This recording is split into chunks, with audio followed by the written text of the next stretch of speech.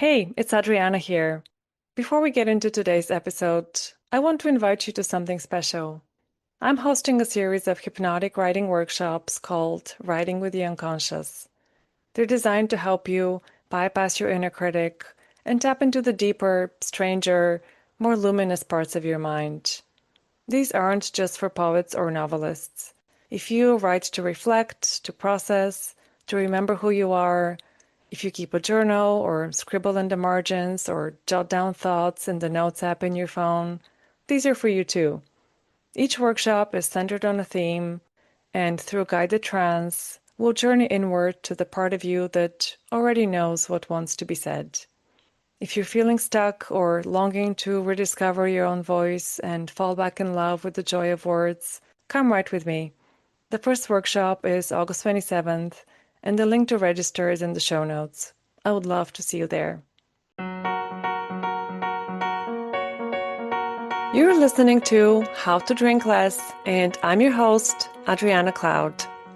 Whether your goal is to cut back, take a break, or say goodbye to alcohol for good, this podcast will help you stop drinking on autopilot, learn how to manage cravings, and feel fully in control around alcohol. It's easier than you think. Listen on to find out how. Ever had one of those days when you're overwhelmed or exhausted and you catch yourself thinking, a drink will make me feel better? It's a rhetorical question, really. I would guess that everyone who drinks, even people who drink only a couple of times a year, have had this experience at some point. And I know I have, especially during difficult times in my life. I used to tell myself that alcohol is helping me get through the day. Thank God for alcohol, I'd say. Or where would I be without wine?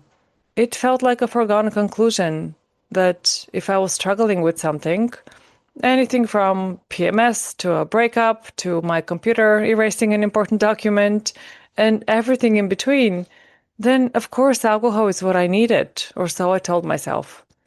And in a way, we're justified for thinking that. That first drink does feel good because we get a huge hit of dopamine and our nervous system slows down and it gives us that nice warm feeling of relaxation.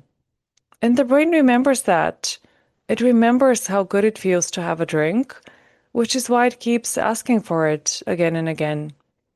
So it makes sense if we end up believing that when we don't feel good or when things in our lives are going sideways, alcohol is a solution to turn to. After all, we have the evidence. We have the receipts that it works. But if you allow me to be blunt, alcohol can't fix anything. Alcohol is just a liquid in a glass. It can't shorten your to-do list. It can't heal your grief. It can't make you feel heard or appreciated. Let's say you're preparing for a big presentation at work and you're also planning a family trip next month and training for a half marathon. This on top of your regular responsibilities of taking care of the kids and trying to keep the house in order and being an attentive wife and sibling and daughter and friend. And there you are on a random Thursday, thinking about everything that you're trying to get done by, well, yesterday, ideally, and you feel utterly and completely overwhelmed. And your brain says, this is all too much to handle. You need a drink. You can swap in your own circumstances in this scenario, but I bet it's not unfamiliar. Now, here's what I want you to recognize. A drink or two, or the whole bottle of rosé doled out into dainty 6-ounce pours will not fix anything. It will not design your presentation for you. It will not book your flights and hotels or coordinate with other family members to make sure your schedules align. It will not magically add 2 hours to your morning tomorrow so you can go for a run before you have to make breakfast for the kids. It will not fold the laundry or get you in the mood for date night or buy a birthday gift for your father-in-law or fix the leak in the bathroom. All alcohol can ever do is pull down the curtain for a moment and let you hide from real life temporarily. And that's the best case scenario, that it works like a blackout curtain, giving you a short period of respite. But the thing about blackout curtains is they don't solve anything. They just block out the light temporarily. And please note that I'm not saying this is wrong, and I'm certainly not judging you. I've been there so many times before, for years at a time. It's a very human and very relatable impulse to want to look away from the things that feel too big to tackle. You're allowed to do that. You can choose what you want to handle when, and when you might want to turn away. It's normal, it's human, and it's not a moral failing if you sometimes find yourself wanting to escape and choosing to do that. But I just want you to be honest with yourself about what you're doing when you choose to drink and to make sure that it does feel like an intentional decision you're making and a decision that you feel good about rather than something that is just happening to you. Because, as I said, the best case scenario is that when you drink, you soften the edges of whatever hardship or discomfort you're currently faced with, and alcohol buys you some time away from the reality of it. But unfortunately, when you get used to turning to alcohol as a solution to your problems, and I say solution in quotation marks, there are other consequences too. For one thing, you keep reinforcing the message that when things are not going well, when you're feeling frustrated or tired or angry or grieving, that these moments call for alcohol and that alcohol is how you deal with challenges.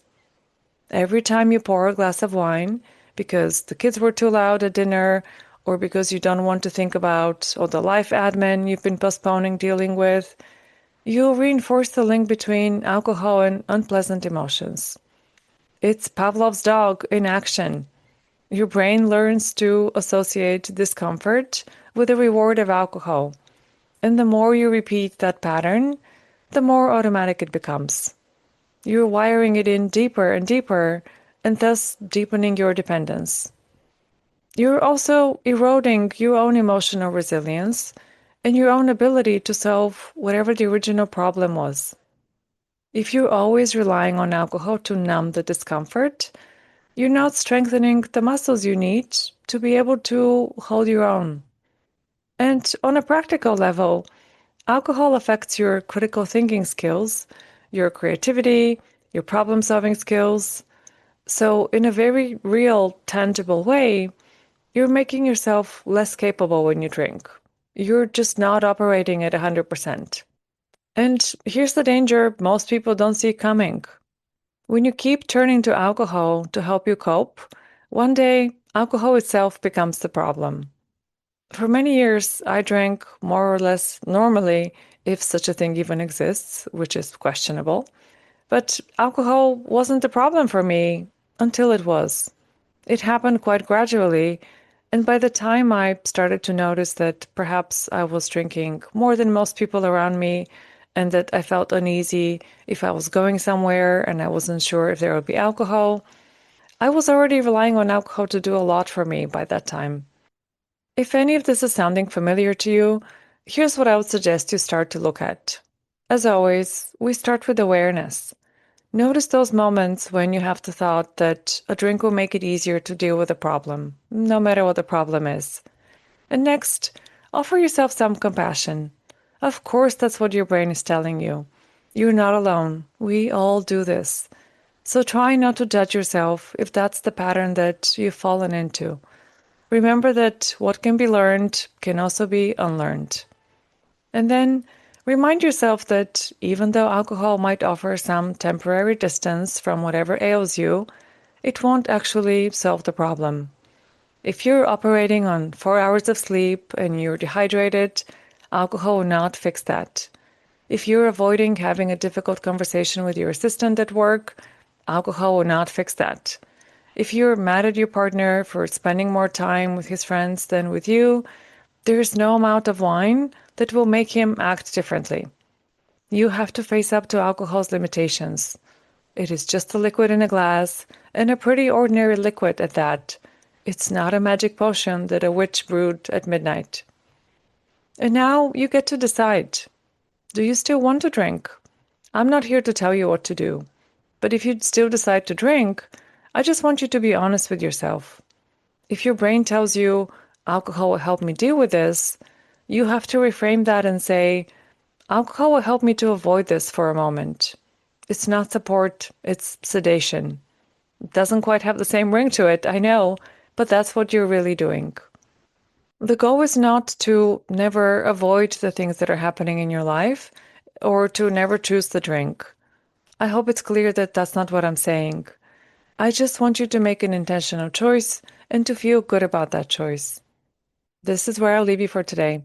Be kind to yourself, be honest with yourself, and remember that whatever you're facing, the answer is not in the glass. And if this episode resonated with you, if you're tired of reaching for a drink to cope and you're ready to find new, more empowering ways to deal with life, then I would love to help you.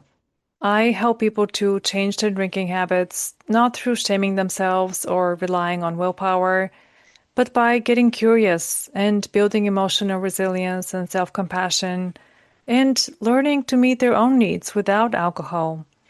If that sounds like what you need, then head to the link in the show notes and book a free consultation. We can talk about where you are, where you want to be, and whether coaching with me feels like the right next step. You don't have to do this alone, and you don't have to wait until things get worse to get support. Let's talk. Have a good week, everyone, and I'll talk to you soon. If you're looking for practical advice for how to say no to alcohol and say yes to yourself, you will want to get on my email list. Sign up to receive my free guide with 7 steps to kickstart your sobriety. The link is in the show notes, so go and grab it now, and I'll see you soon in your inbox.